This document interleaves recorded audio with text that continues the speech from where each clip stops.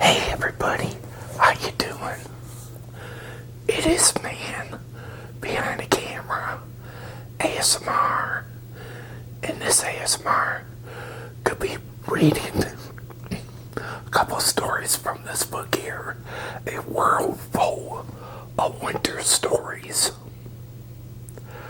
So just get back, relax, and enjoy.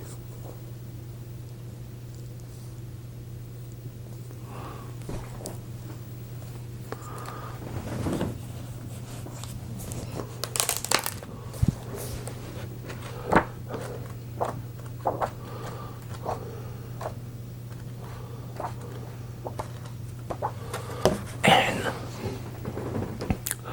the first story is the wind, the clouds, and the snow. Once there was an argument between the wind, clouds, and the snow. Dark clouds has moved across the sky and hidden the sun, making a rowdy noise with their thunder and lightning. So the winds of the north, south, east, and west had gathered together to blow them away as the clouds moved aside. Snow flung itself down upon earth. "Why do you fall on the earth's snow?" said the clouds. "Nobody wants you there." "I don't go to please myself," said the snow, feeling insulted. "I go to help people." The clouds cheered. "We don't believe that." That's true," insisted the snow. "People back me in their storehouses so they can drink cold water when the summer comes." "Ah, is that it? Is that all?" scuffled the clouds. The snow became angry. "Yes, and when I melt, I water the land for trees, grass, and flowers. A great empire said once, if you wish for beauty in the spring, you must welcome our friends, snow, in the winter. Anyway, what good do you clouds do? If you let us speak, we would tell you," said the clouds crossly. "When the summer sun burns down on the farmer working in the fields, he's asked us to give him shade. And let me say, the winds interrupted there. Would be no rain or snow without our help. We winds lift water up from the sea into the sky to become clouds. Then we blow clouds across the earth so the water can fall as rain. Remember, snow, you too once lived in the sea. We lifted you high up to the cold halls of the sky. Where you've been happy. Have you forgotten that?" The snow had forgotten and felt ashamed. "I'm sorry for quarreling," it said softly. "It's true. We three depend each other, and the people of Earth depend upon us. us. And so since that day, there has never been another crossword between the wind, the clouds, and the snow.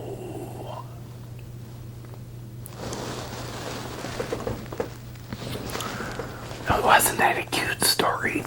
Something that you guys learn. Wasn't it?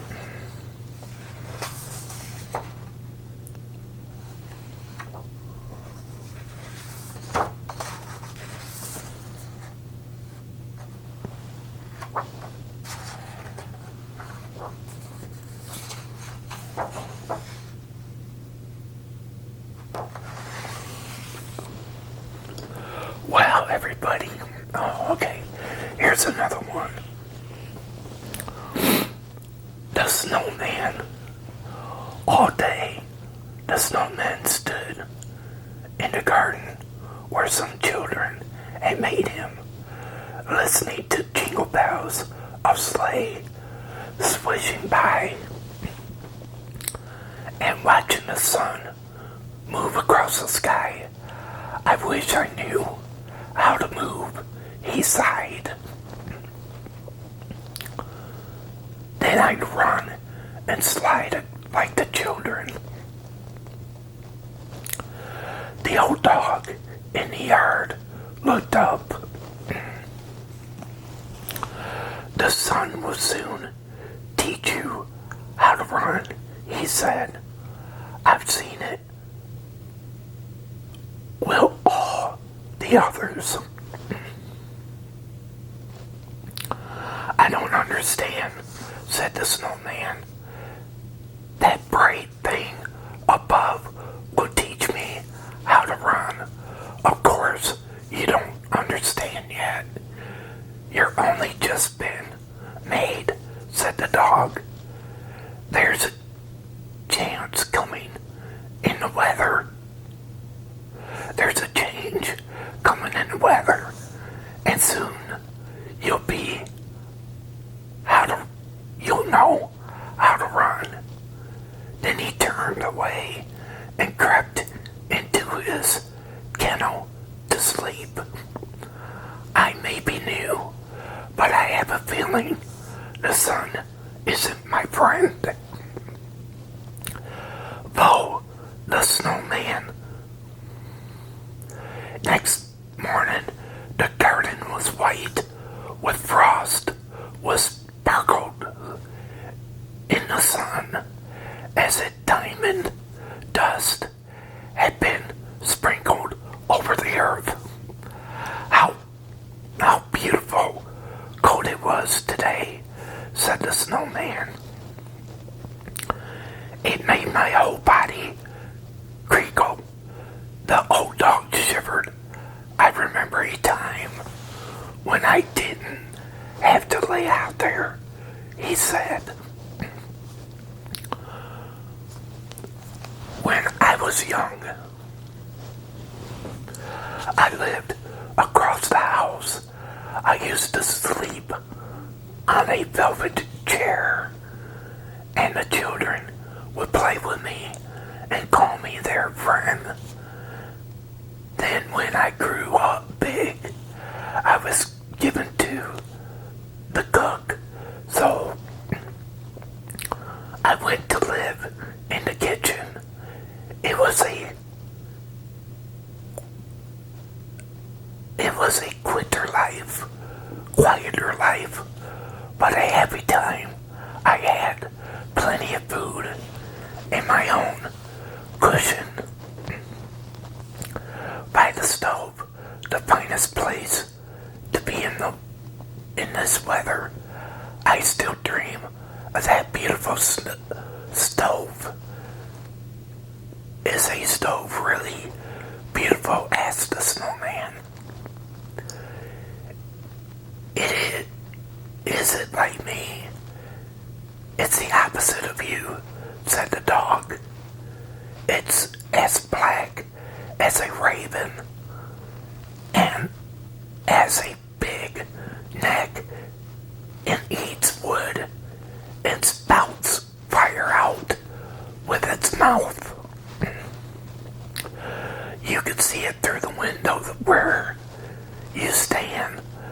The snowman stared through the window and saw the black, polished stove. The flickering glow of its fire made him feel strangely happy inside.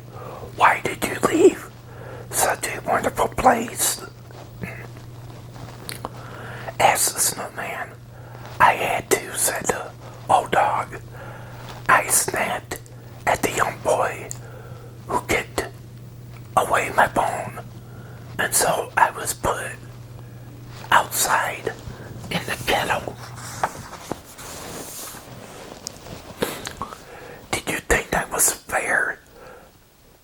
But the snowman was no longer listening.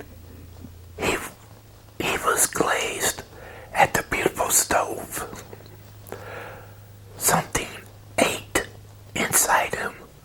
I have to get into the kitchen and be close to it, he sighed. All day the snowman stared longingly at the stove.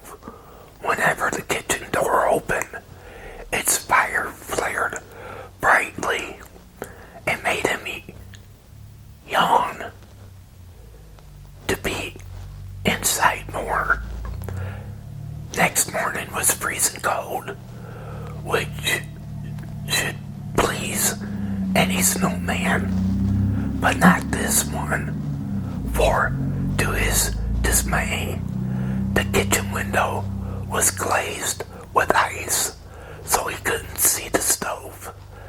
The snowman was miserable, and ate inside him grew anger. The dog felt sorry for his unhappy friend. You have a bad sickness for a snowman, he said. But when the weather changes, your sadness will be over. The dog was right.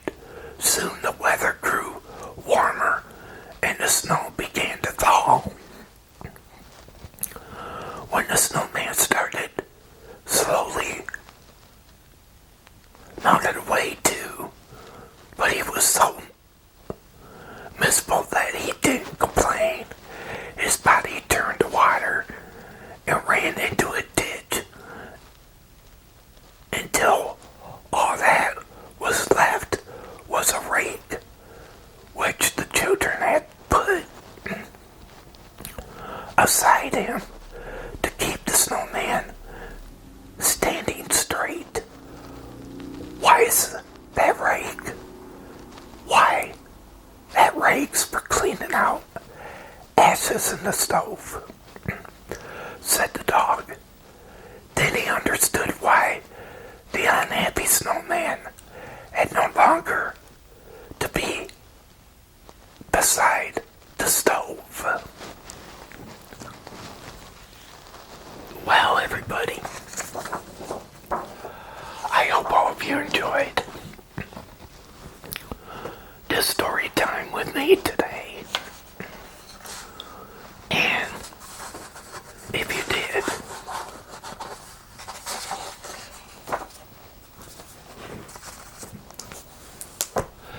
can you go thumbs up? Hit that thumbs up button. Can you do that?